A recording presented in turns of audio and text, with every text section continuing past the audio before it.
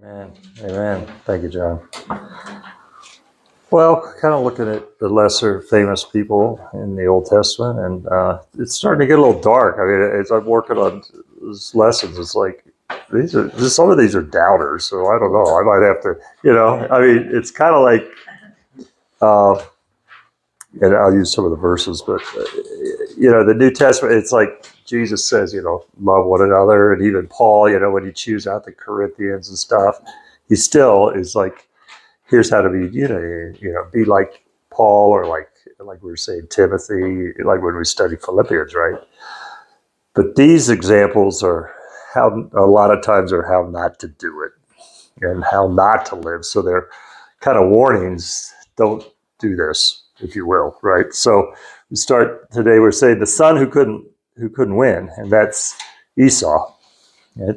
The son who could, you got to think when you read through these chapters in Genesis 25 through 28, what was it like for him? It's like no matter what he tried, he couldn't pull it off. It's kind of that kind of thing. You ever felt like that? He probably felt like fate. It's against me. Everything's against me. I have no luck but bad luck. You ever hear that? He had no choices except bad choices. And everywhere he turned, he got the raw end of the deal, right? And no matter what he did, he couldn't make life work. And, sometimes, we'll see he didn't do everything right. But, sometimes we look around and life does seem to favor some people over others, right? Babies are born every day, and Lisa just had that grandson just born. That's great. But, some babies are born into wealthy families, and some babies are born into poor families, right? Some grow up. I had two really loving, good parents, and some people grow up in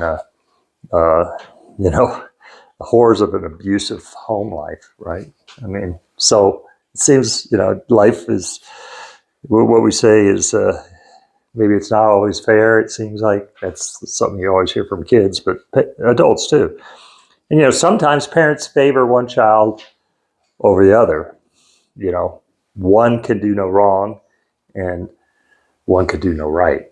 Right. So sometimes parents do that. So, but even if you get what seems like one of those less advantageous things, that doesn't excuse anyone from making bad choices. Don't make poor choices. And that's what Esau did. And Paul uses him as an illustration of making poor choices. And this is Romans chapter 9. Paul says, this son was our ancestor Isaac. When he married Rebekah, she gave birth to twins. But before they were born, before they had done anything good or bad, she received a message from God.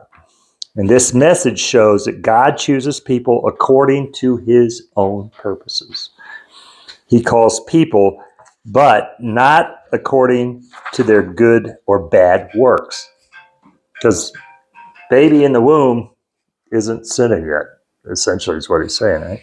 She was told, your older son will serve your younger son.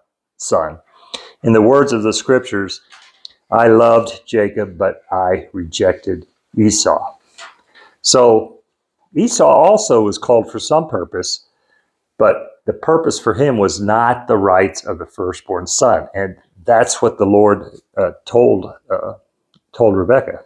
So, you know what? We are called for a specific purpose, each of us in our lives. And God has that purpose, and we should follow it.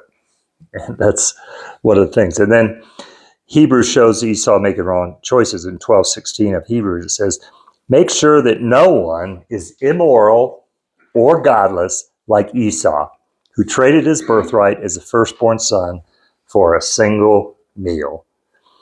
But let's kind of back off and say, like I started out, it seemed like nothing went right for him.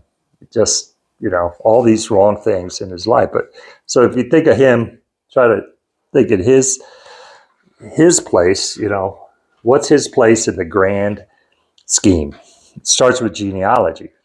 Abraham and Sarah had a son, Isaac. Isaac, Rebekah conceived. Difficult pregnancy. She didn't know why she had a difficult pregnancy, which was because she had twins. And Isaac inquired of the Lord on behalf of his wife. And there's where the story begins. Genesis 25. Isaac pleaded with the Lord on behalf of his wife. Yeah, that sounds like a good thing to do if your wife is struggling. Because she was unable to have children. The Lord answered Isaac's prayer, and Rebekah became pregnant with twins. But the two children struggled with each other in her womb. So that was her difficult pregnancy. So she went to ask the Lord about it. Why is this happening to me? You ever ask that? Oh, my screen died. Uh-oh. Did my computer die? So Isaac pleaded to the Lord on behalf of his wife, and the two children struggled each other in the womb, so she went to ask. She asked the Lord, why is this happening to me?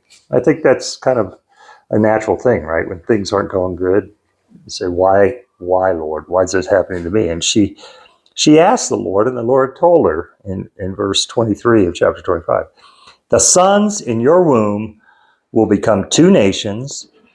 From the very beginning, the two nations will be rivals. One nation will be stronger than the other, and your older son will serve your younger son. So that's directly from the Lord telling her from the beginning, this is it. So, fill in the blank, I can't do it. God's design and purpose for each person begins at conception. This is from the Word of God. It could even be before, but this tells you it comes at conception, which is why abortion is a murder of a person. Because God, his design and his purpose is there at the beginning, and he tells her that they have a purpose for their life. And so that tells a struggle that's going to go on for centuries. And actually, Esau married into Ishmael's line, who is the ancestor of the Arabs. And you can't say there hasn't been a lot of tension between Jews and Arabs. Who doesn't get along even to this day. But Esau primarily was Edom, and they fought for hundreds of years. And then the next one was Herod the Great, was an Idumean. Herod the Great. Here's the guy who killed all the 2-year-old boys, 2-year-old and under boys, to make sure he killed the Messiah. That was his goal, right? A descendant of Esau. So that struggle goes hundreds of years, starting here. And partly it flowed down for centuries because of poor choices. It didn't have to be this way. So Herod the Great. So God had a plan for the younger of the twins to be the father of his covenant people. And, that could be do it the easy way or do it the difficult way. And the choices they made took it the difficult way. So, if God's plan had been followed, and I'll do some what ifs at the end, because we don't know exactly how God wanted it fulfilled, but his plan will always come to fruition. It's going to come the easy way or the hard way. But, the horror of Herod murdering all those 2-year-old boys, might not have happened, right? If Edom and Israel could have been friendly rivals. You can be rivals, but friends, right?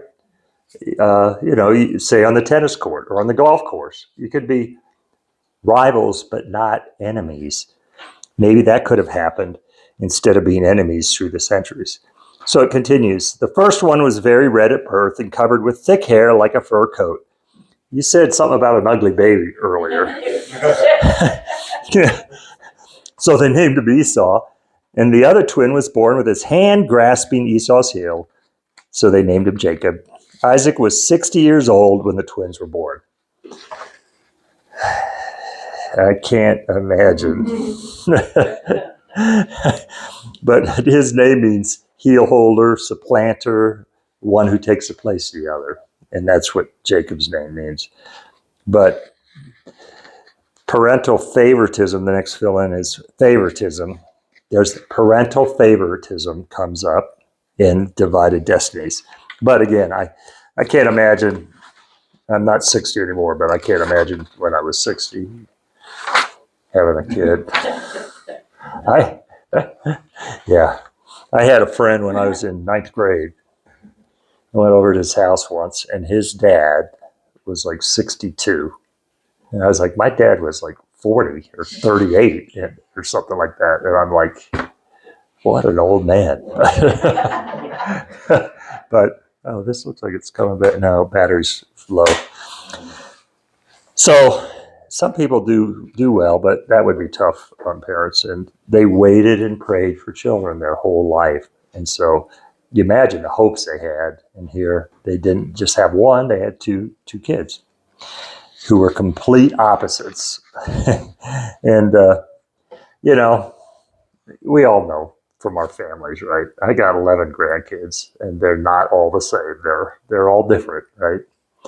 And Proverbs tells us this, 22:6, direct your children unto the right path, and when they are older, they will not leave. Right? And so that's something, there's nothing wrong with them being different. God made them that way. But the parents here did not do this, direct them onto the right path. The path that God had told Rebekah, he said, this is the plan, and that created problems. So it continues, as the boys grew up, Esau became a skillful hunter. He was an outdoorsman. But anyone know someone like that? Anyone like to go fishing and hunting? I know a lot of people who like to do that, right? So, but Jacob had a quiet temperament, preferring to stay at home. Isaac loved Esau because he enjoyed eating his wild game Esau brought home, but Rebekah loved Jacob. Now, love in the context means favor over everyone else. It doesn't mean that Jacob never showed fatherly love to Jacob, or he was unkind or abusive. It doesn't, Isaac. And Rebekah, she may have treated Esau well, but they did play favorites. And, Esau was a man's man. He did the things Jacob liked, and hunting, cooking the game, and all that. Now, Jacob, he liked being near the tent. Maybe he liked to cook. He liked hanging around home a little more rather than sleeping out in the field. Some people like that, camping. I quit camping a long time ago. but sometimes they say, well, Jacob was a mama's boy, right? But I don't think so. The quiet temperament, what he was civilized. He was like a city guy, a civilized person, or a cultured person. So you got the outdoorsman and the cultured city boy. And that was my first fill in here, is Jacob was a civilized man. He was a civilized man, and I put his head clean fingernails, right? I mean, that's a way to picture it. So one, he lived by his wits. Two, he became shrewd. And three, he thought strategically. Strategic, not in the moment. He thought strategically. Now, Esau, fill in the blank, was a rugged, independent man who loved the outdoors. So rugged and independent. So he lived by his instincts. He remained gullible, didn't have enough exposure to civilized people. He remained gullible, and he thought impulsively. So it doesn't mean one's better than the other, but the thing that haunted Esau his entire life was parental favoritism. And we can see how that their personalities influence decisions and determine the future. So the next fill in the blank is choices. choices they made, and destiny.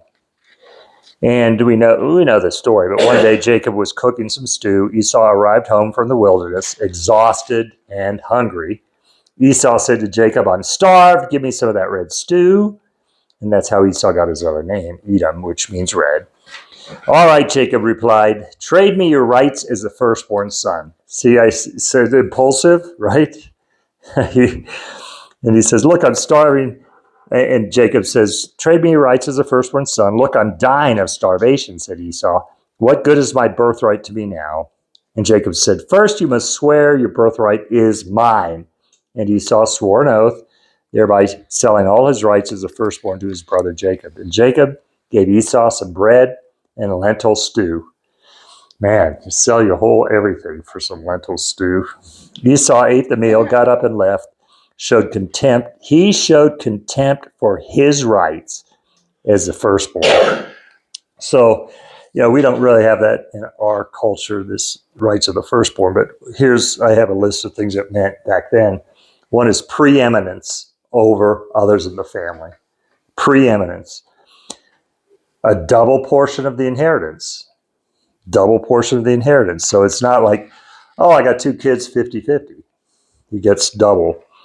And they were to get the promise for the land of Canaan, and to get the father's prophetic blessing. So the fathers, as we know, when we look through the Old Testament, they would give a blessing, and it was a prophecy. And here, really, the root of the promise was to be the ancestor of the Messiah.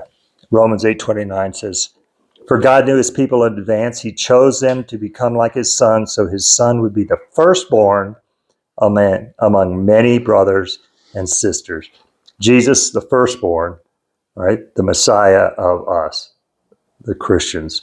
And God's primary purpose for Jacob's life was to be the ancestor of the Messiah. So what were Esau's prospects as the firstborn? Was all those blessings, right? But his impulsiveness made him susceptible to instant gratification. Now, that's something we see in our culture today, isn't it? Instant gratification. Can't wait. I don't even go to the store much anymore. I just order it on Amazon, right? Because I could get it sometimes the same day. I mean, it's ridiculous. But, that's, there's nothing new under the sun, instant gratification. And we know Jacob is a deceiver, but here, you notice in this, he made an upfront, out in the open offer. He did not manipulate. Well, he was manipulative. He was an opportunist, but he gave a straight out offer. He wasn't hiding it. He didn't lie. He said, "Here, I'll give you this and you give me that." He didn't hide it or deceive in this case. He did not hide it from Esau. But spiritual priorities were not as important as physical priorities and physical comfort. And as the verse in Hebrews said, he grew up to be an immoral and godless man. Physical comforts were more important than his spiritual priorities. And so, again, it's here for our instruction. And the next fill-in is parental neglect and the destiny that comes from parental neglect. So what's the fruit of sinful nature unchecked by parental guidance and constructive confrontations? Sometimes you got to be stern with kids, right? And they appeared out of touch with how serious the conflicts as the sons grew up. How serious was this conflict now? They didn't really, and no indication that they knew about this deal that was made at the time. And so the split grew so much that by chapter 26 is noted here. At the age of 40, so now they're grown up. They've gone through all this, young boys, and grown up together and all. At the age of 40, Esau married 2 Hittite wives, Judith, the daughter of Beri, and Basemath, the daughter of Elon. But Esau's wives made life miserable for Isaac and Rebekah. So parental neglect led to mistakes that led to Esau married not 1, but 2 Canaanite women. Now, Abraham, he had given instructions, you remember the story, to the servant to get a wife from the people and avoid Canaanite women. Doesn't sound like Isaac gave that instruction to Esau. Or if he did, Esau was getting rubbed the wrong way, that he went against that word. But it went Abraham, Isaac to Jacob. He went to forbidden societies and brought home 2 Canaanite wives. What was he thinking? And it brought grief to the parents. Esau's wives made life miserable for them. So, what a thing. Rebekah then complains. She said to Isaac, I'm sick and tired of these local Hittite women. I'd rather die than see Jacob marry one of them. So, there's some emotion there, right? She's there. They made their life miserable, and she says, I'm sick and tired of them. Oh, what a life. And so the next thing is the sinful path to fulfilling God's plan. We talked about God had a plan. We could do it the right way or the sinful way. And the first is Isaac planned to go against God's prophecy.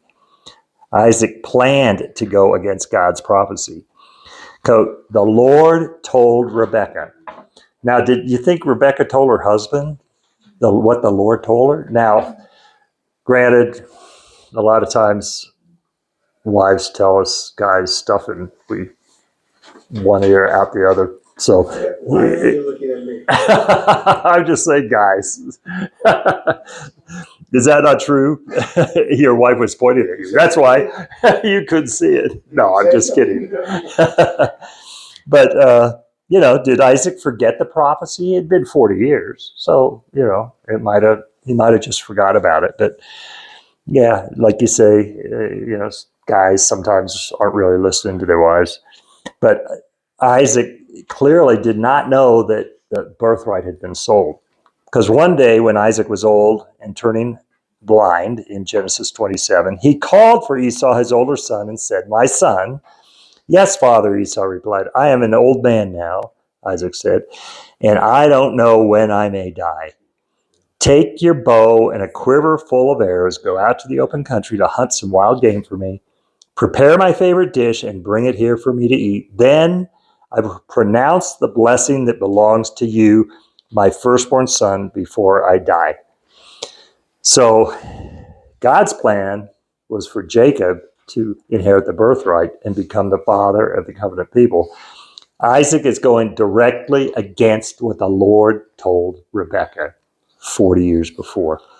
So they could have obediently followed God's path, which would have been peaceful, and they could have enjoyed God's favor all the way around. But they followed directly going against the word of God.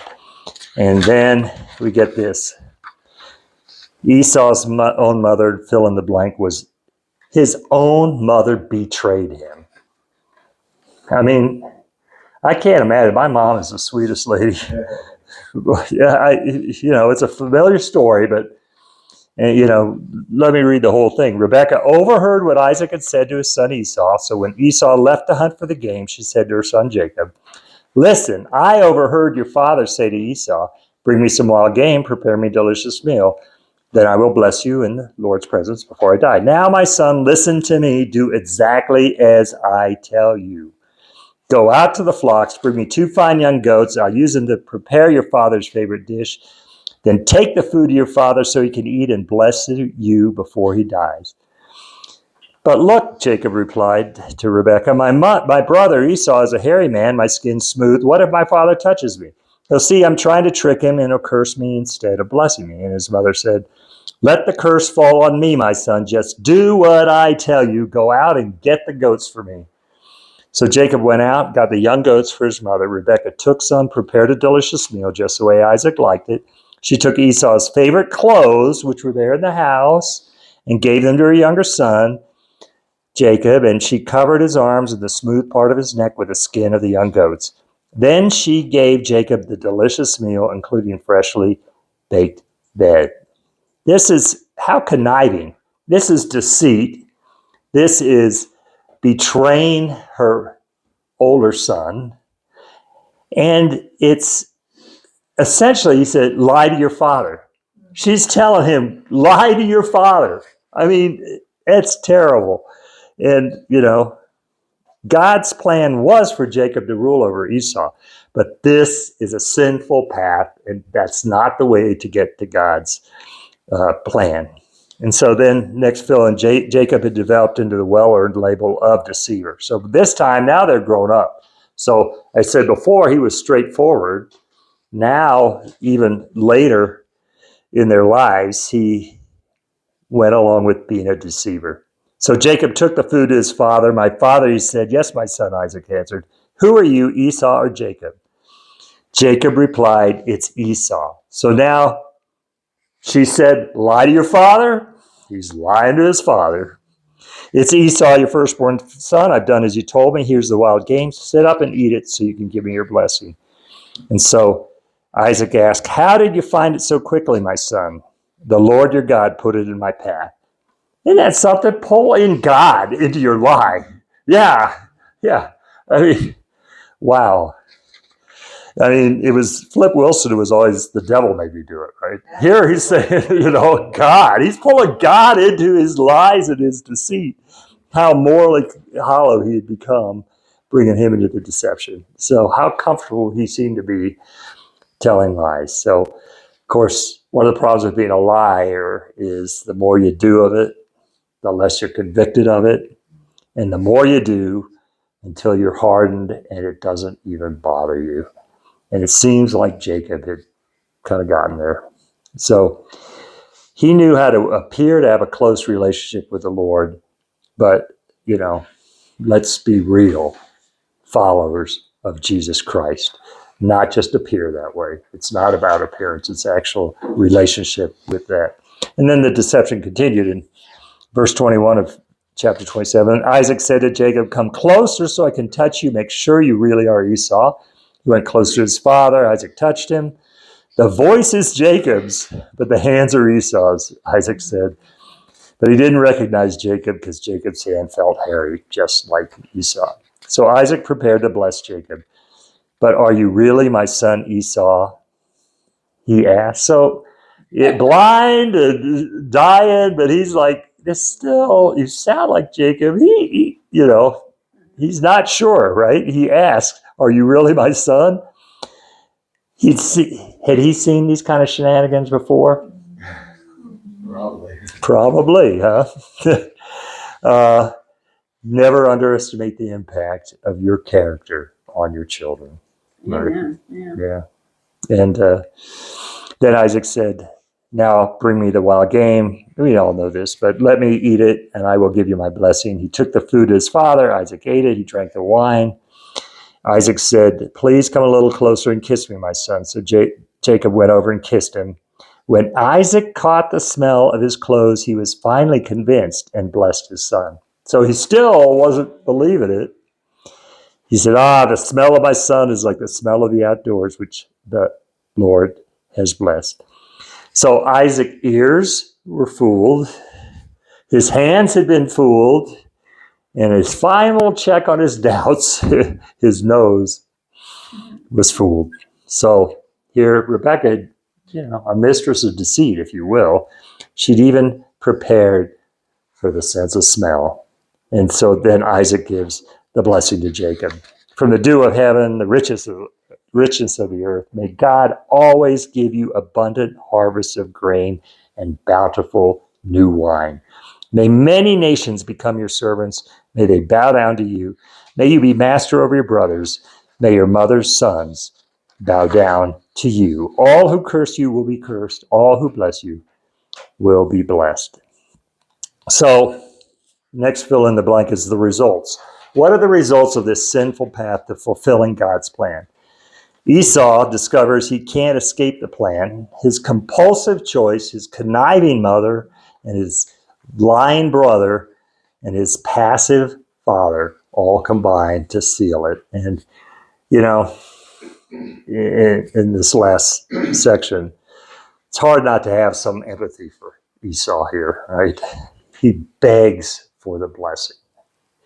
He says, as soon as Isaac finished blessing Jacob, almost before Jacob left his father, Esau returned, prepared a delicious meal, brought it to his father. He said, sit up and eat my wild game so you can give me your blessing. And Isaac asked him, who are you? I'm your son, your firstborn son Esau.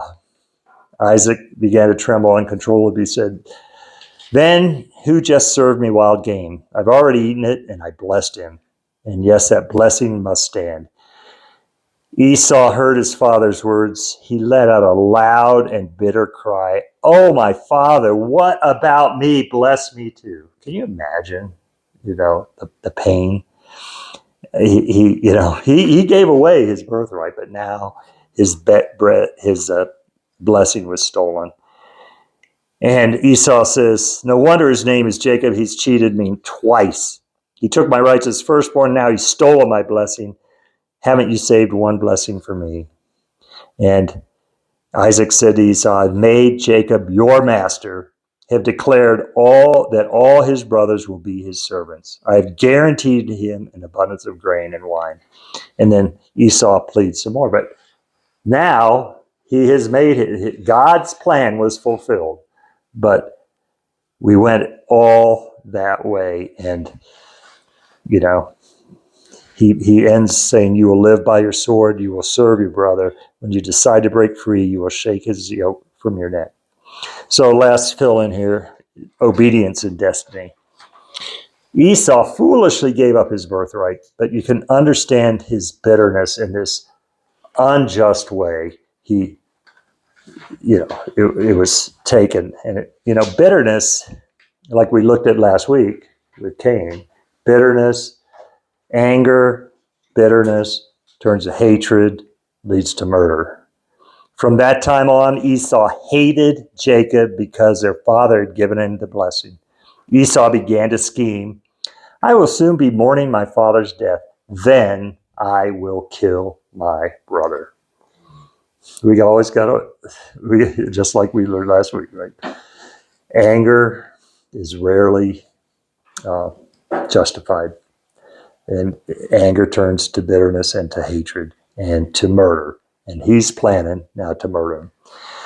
So going back to the beginning, this was what God told Rebekah. The sons in your womb will become two nations. From the very beginning, two nations will be rivals. One will be stronger than the other. Your older son will serve your younger son. Came to pass the whole wrong way. So I just have some what ifs, What if Isaac had been involved in a proactive father and been obedient to God's plan rather than passively resist the plan and favor one of his sons, What if Rebekah and Isaac had prepared the boys early in life and said, this is God's plan? From young age and said, this is the plan. God's ways are always good. God's ways are always right. We don't understand it, Esau, but you will be the father of a great nation. That's what the Lord said. You will be the father of a great nation. And that could be, you could be an ally of God's covenant nation instead of being the enemy, as it turned out. They could have prepared and said, you'll be rivals, but you'll be friendly rivals. You will be at each other's side. And you and your people and this great nation God has promised you will have tremendous blessings. What if? What if the parents had treated them both equally, taught obedience to the Lord, primary, be obedient to the Lord, and Esau humbly and willingly surrendered to the Lord's loving sovereign will? Could have happened. What if Jacob had humbly received the birthright and blessing and offered to his brother Esau, his older brother, say, I will share the wealth and I will share the privilege of being being treated as the firstborn. I will share that. We are loving brothers and we'll work it out together. Could have happened, right? The story goes on more than this, as we know, but all the pain and suffering was unnecessary.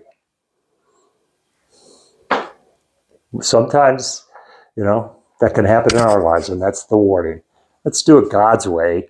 And that's what I have here, bottom line. It's never too late to do it God's way. It's always the best path. It will prevent unnecessary pain, unnecessary suffering, and God will bless everyone involved when they do it His way.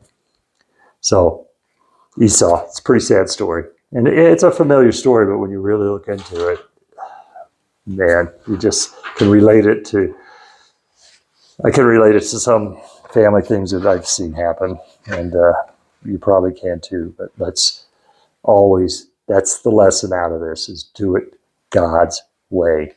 I'd say just for soap for next week, 1 Samuel chapters 2 and 3. Take a look at it, and we'll see some more interesting ways to not do things.